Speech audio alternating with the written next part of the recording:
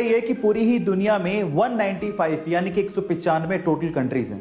पर अगर मैं आपसे सवाल पूछूं कि इन 195 कंट्रीज में से कौन सी कंट्री यंगेस्ट है, तो आप लोग क्या जवाब देंगे? By the way, youngest country से मेरा मतलब यंगेस्ट पॉपुलेशन से बिल्कुल नहीं है, बल्कि ऐसी कंट्री जो भी रिसेंटली ही बनी है, इसका जवाब आपको देना है।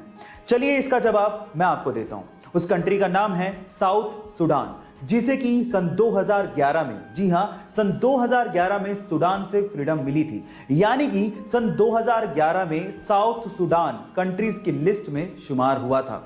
है ना ये इंटरेस्टिंग फैक्ट? गाइस, तीखी होने के बावजूद भी इस दुनिया में कई लोगों को मिर्ची खाना बड़ा अच्छा लगता है, लेकिन थोड़ा संभल के गाइस, क्योंकि इस दुनिया में एक मिर्ची ऐसी है जिसे खाने के बाद आप लोग सीधे ऊपर पहुंच जाओगे। हाँ गाइस, ये मिर्ची इतनी ज्यादा डेंजरस है। इस मिर्ची का नाम है ड्रैगन ब्रीथ चिली पेपर, जो कि इतनी ज्यादा डेंजरस है जिसे खाने के बाद आपको लगातार शौक लगते हैं और उसके बाद आपकी मृत्यु हो जाती है। पर सवाल यह है कि इतनी डेंजरस मिर्ची को आखिर बनाया क्यों गया? तो उसका आंसर यह है कि इसे मेडिकल ट्रीटमेंट में इस्तेमाल किया जाता है एज एन एनेस्थेटिक ड्रग, जिससे आपकी स्किन को सुन्न करके ऑपरेशन किए जाते हैं। है ना इंटरेस्टिंग फैक्ट? कोका कोला एक ऐसी ड्रिंक जो पूरी दुनिया में बहुत ज्यादा फेमस है। पूरी दुनिया के ऑलमोस्ट हर एक कोने में आप इसे खरीद कर पी सकते हैं, लेकिन पूरी दुनिया के 2 ऐसे देश हैं जहां पर कोका कोला ऑफिशियली नहीं बिकती। पर सवाल यह है कि वो कौन से देश हैं? डोंट वरी, मैं आपको बताता हूं।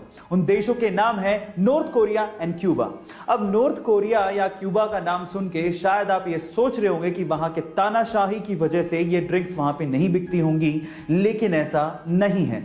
यूएस ने खुद ने ही इन दोनों देशों पे ट्रेडिंग के प्रतिबंध लगा रखे हैं। हालांकि अनऑफिशियली ये देश मैक्सिको और चाइना से, जो कि इनके नेबरिंग देश है, वहां से एक्सपोर्ट करके कोका कोला को मंगवाते हैं। यानी कि महंगे दामों में आप वहां पे कोका कोला का सिप का मजा अनऑफिशियली ले सकते हैं, लेकिन ऑफिशियली नहीं। गाइस, कंपनीज में सिलेक्शन किस बिहाव पे होता है? क्या आपने कभी सोचा? मतलब ऐसी कौन सी क्वालिटी है जो आप में हो जिससे आपका जॉब इंटरव्यू में सिलेक्शन हो जाए?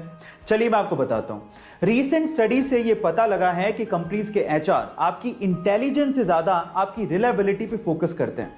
मतलब आपके दिमाग चलाओ एटीट्यूड से ज्यादा आप कितने टिकाऊ हो इस चीज पे ध्यान देते हैं। आप ट्रस्टवर्दी हो कि नहीं, आप जॉब पे टिकोगे कि नहीं, ये उनके लिए ज्यादा मायने रखता है। गाइस, आप लोगों ने स्कैम 1992 का ये डायलॉग तो सुना होगा, the most expensive thing in the world is trust and cheap people can't afford it.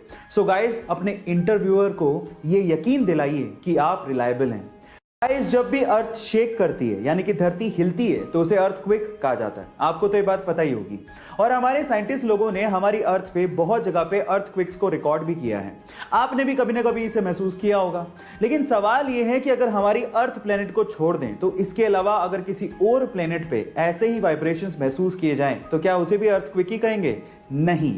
आपकी जानकारी के लिए मैं आपको बता दूं कि नासा ने पहली बार, इतिहास में पहली बार 6 अप्रैल 2019 को ऐसे ही वाइब्रेशंस मार्स के सरफेस पे रिकॉर्ड किए थे, जिसे मार्स क्विक का नाम दिया गया था। है ना अमेजिंग फैक्ट?